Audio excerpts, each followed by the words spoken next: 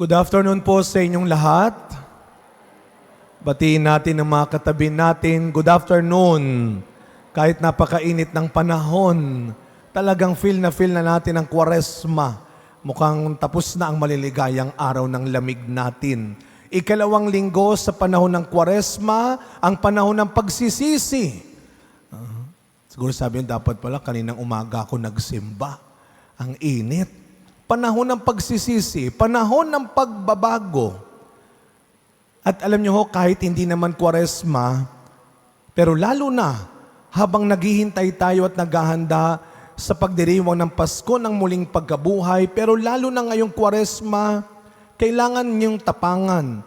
Kailangan nating maging matapang, maging mapagkumbaba na harapin at tanggapin na may mga dapat baguhin sa atin. And it takes a lot of courage to accept that. Hindi ho kasi laging madali, masarap, at mabilis ang pagbabago. At ang panahon ng Kwaresma ay isang biyaya para tulungan ulit tayong sumubok.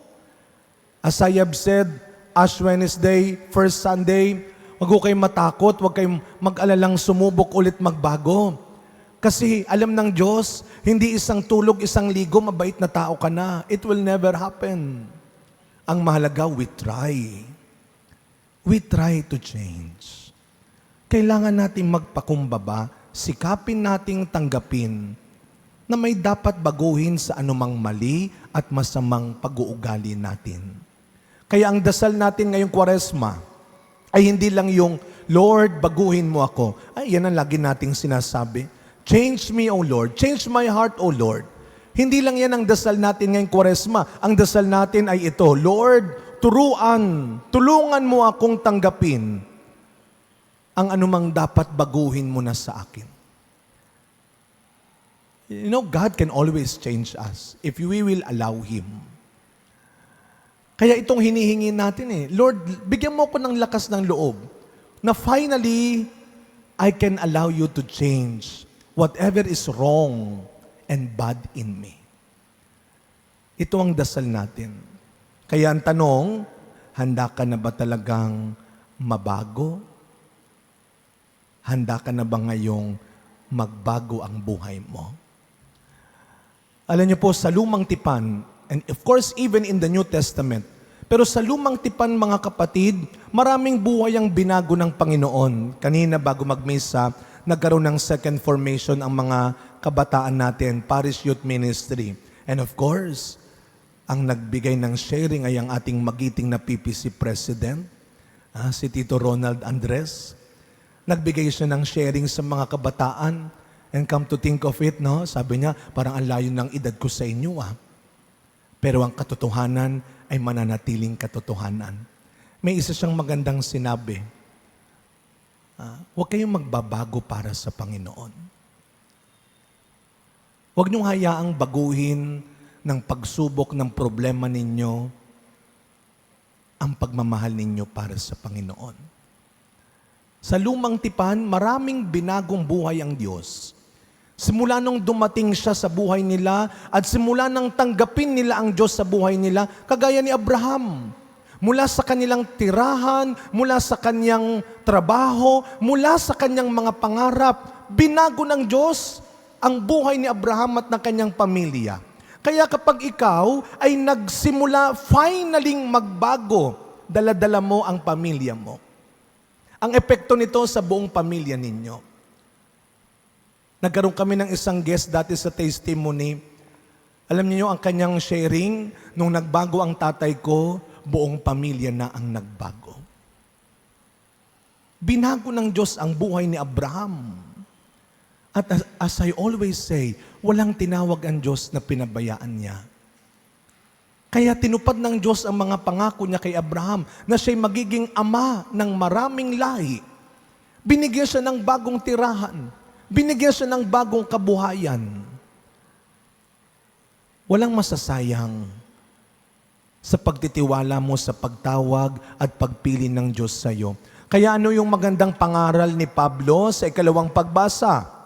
Sino man ang mananatiling matapat sa kanyang pagmamahal at paglilingkod, katulad ni Kristo ay hindi lang sa lupa gagantimpalaan at magiging dakila. Anong sabi ni Pablo? Huwag ka masyadong mag-enjoy sa mga tinatamasa mong magagandang bagay sa buhay ngayon. Wait, but there is more.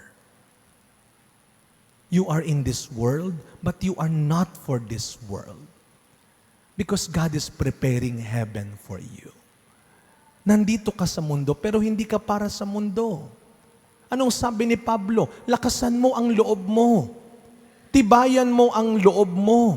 Huwag kang sumuko sa harap ng maraming tukso ng kasamaan. Kahit mga bata pa lang, mas maganda, bata pa lang. Pinalalakas nyo na ang loob, hindi para gumawa ng kalokohan. Palakasin natin ang loob nila, na piliin nila na gumawa at manindigan sa kabutihan. Lakasan mo ang loob mo sa harap ng mga tukso sa mundo. Kung paano hinubad ni Kristo ang kanyang pagkadiyos. Kung paano tinalikuran ni Pablo ang kanyang kapangyarihan. Huwag ka ring magpatukso sa kasikatan, kayamanan, luho, bisyo sa mundo. Huwag mong isusuko sa maling turo at halimbawa ng ibang tao ang kabutihan mo. Huwag kang magpapatukso sa kasamaan at katangahan sa mundo. Alam nyo, nung pandemic time, may mga umusbong na bagong negosyo. Padadaliin daw, pabibilisin daw ang pangangailangan ng tao. Kaya tayo ngayon, hindi mo na kailangan lumabas. Isang click mo lang, o-order ka na. Isang click lang, o-order na. Kaya maya't maya, no? Ting, Shopee, ting, Lazada. Pinabilis nila ang buhay ng tao. Pinadali ang buhay ng tao. O ilan sa atin ngayon ang naloko? Anong dumating sa'yo? Pagbukas mo, tissue paper. Anong dumating? Pagbukas mo, sabon lang. Mag-iingat tayo sa tukso ng mundo. Siguro minsan, nagiging ugali rin tayo ni Pedro sa Ebanghelyo ngayon. Nang isinama ni Kristo ang kanyang mga alagad sa bundok, habang itinuturo niya ang kanyang nalalapit na kamatayan, pinatikim ni Kristo ang nalalapit din nilang kalwalhatian. Pero nang makita nila ang kalwalhatian, nabingi na sila sa sinasabi ni Kristong haharap kayo sa paghihirap at kamatayan. Anong nakita ni Pedro? Okay to Lord, wag na tayong umalis dito. Dito na lang tayo. Maganda dito.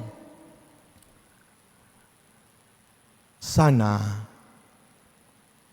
sa mga pagkakataong nakakatikim tayo ng kaginawaan sa buhay, wag nating kakalimutan na ang pagsunod kay Kristo ay hindi lang tungkol sa kung anong makukuha mo, sa kung anong mapapala mo, kundi sa kung anong maibibigay mo, anong magagawa mo.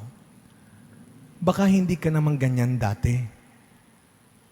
Anong ginawa mo? Paano ka binago ng mundo?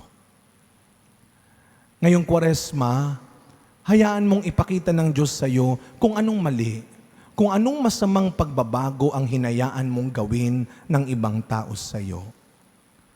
At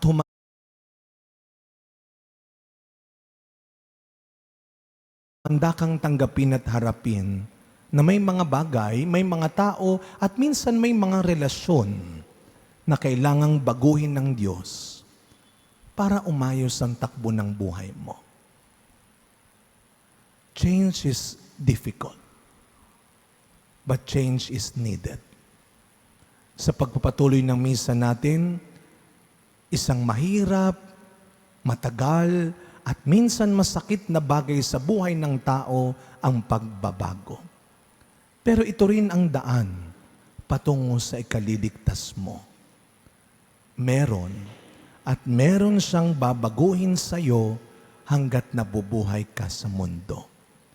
Pero ang pangako ng Diyos, may babaguhin siya, hindi dahil mali ka, hindi dahil masama ka, may babaguhin siya dahil iniingatan nililigtas ka lang niya.